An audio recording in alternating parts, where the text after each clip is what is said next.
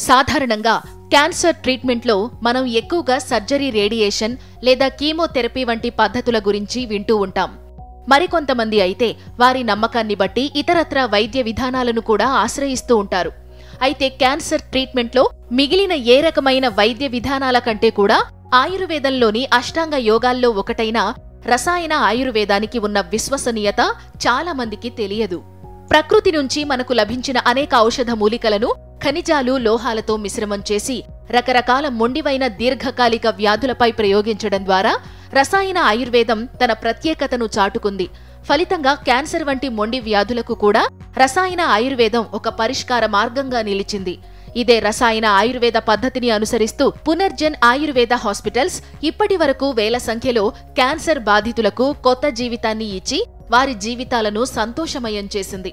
అందుకే ఆయుర్వేదం మనకు చెప్పేది ఏమిటంటే, మన చుట్టూ ఉండే రకరకాల ఫార్మసీ దుకాణాల కంటే కూడా ప్రకృతి అనే ఫార్మసీ దుకాణం చాలా విలువైన ఔషధాలను మనకు ఇస్తుంటుంది. సహజంగా దొరికి ఇటువంటి ఔషధాలను మనం విడిచిపెట్టి కృత్రిమమైన ఔషధాల వెంట పరిగెత్తడం మానుకుంటే మన ఆరోగ్యానికి కంచె వేసినట్లే. ప్రత్యేకించి క్యాన్సర్ విషయానికి వస్తే చాలా మంది బాధ్యతలు, నొప్పితో కూడుకున్న కీమోథెరపీ, రేడియేషన్ వంటి అనేక ట్రీట్మెంట్లను చూసిన తరువాత ఎటువంటి నొప్పుల్లేని ఔషధాలు ఉంటే బాగుండు అని అనుకుంటూ ఉంటారు. కానీ వాస్తవానికి చెప్పాలంటే మన వంటింట్లోనే క్యాన్సర్ వంటి మహమ్మారిని కూడా మట్టుబెట్టే చాలా విలువైన ఔషధ గుణాలున్న ఒక అద్భుతమైన మూలిక ఉంది. అదే ఉల్లిపాయ.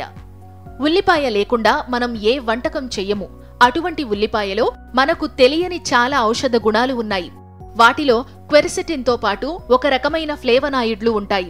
అవి క్యాన్సర్ కణాలపై మహాద్భుతంగా పనిచేసి వాటి సంఖ్య పెరగకుండా అడ్డుకుంటాయి. క్యాన్సర్ కణాలలో సహజంగా ఉండే హెచ్చించుకునే గుణాన్ని ఇవి బ్రహ్మాండంగా అడ్డుకుంటాయి. అందుకే మన దైనందిన ఆహారంలో ఉల్లిపాయను జత చేసుకుంటే క్యాన్సర్లకు దూరంగా ఉంటూ ఆరోగ్యాన్ని మెరుగుపరుచుకోవచ్చని వైద్య నిపుణులు చెబుతున్నారు. అన్నవాహికలో గాని, కడుపులోని జీర్ణాశయం లేదా పెద్దపేగులో ఎక్కడైనా కాని పుండ్లు పడినా, బ్యాక్టీరియా చేరినా కూడా ఉల్లిపాయలను తరచూ వినియోగిస్తే దానిలోని యాంటీ బ్యాక్టీరియల్ గుణం ఇటువంటి పుండ్లను నయం చేస్తుందని అధ్యయనాలు చెబుతున్నాయి. వీటితో పాటు అన్నవాహిక క్యాన్సర్లు, పెద్ద ప్రేగులో క్యాన్సర్లను కూడా నివారించే సామర్థ్యం ఉల్లిపాయకు ఉందని అదే అధ్యయనాలు చెబుతున్నాయి. మంచి కాకపోతే ప్రకృతి మనకి ఇంత మంచి మూలికలను అందించేది కాదు కదా. కాబట్టి ఇటువంటి ఉల్లిపాయలను మన దైనందిన ఆహార ప్రక్రియలో భాగం చేసుకుంటే శరీరంలోని అనేక రకాల రోగాల నుంచి బయటపడే అవకాశం ఉంటుంది.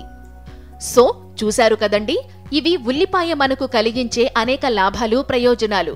కాబట్టి నిర్లక్ష్యం చేయక ఉల్లిపాయను మనం రెగ్యులర్గా వంటల్లో వాడే అలవాటు చేసుకుందాం.